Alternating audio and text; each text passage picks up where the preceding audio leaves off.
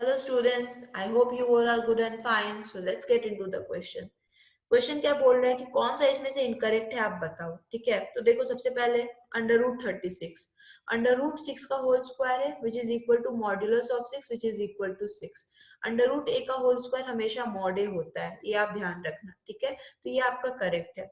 -4 into -9 अगर आप करोगे तो ये क्या होगा, basically -1 into 4 into 9 into -1.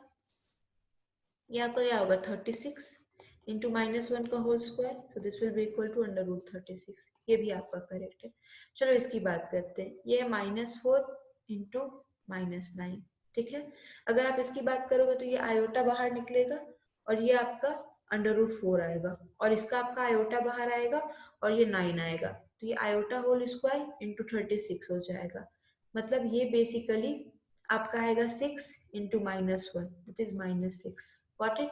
But अगर आप इसको लोगे तो ये बेसिकली अभी हमने कैलकुलेट किया √36 आएगा और ये हमारा क्या आ रहा है माइनस इंटू √36.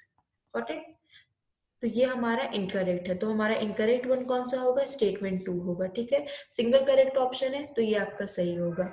अगर आप इसको कैलकुलेट करने की बात करोगे तो देखो इसको भी चलो हम चेक कर लेते हैं. -6 को हम क्या लिख सकते हैं, -1 into 6 this is equal to i square into 6 which is equal to -1 into 2 into 3. Got it.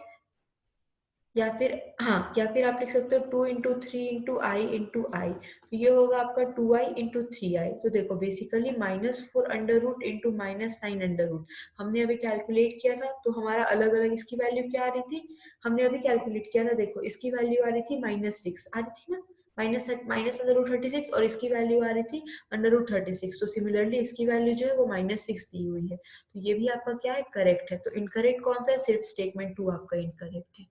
I hope you understand the video. Thank you so much.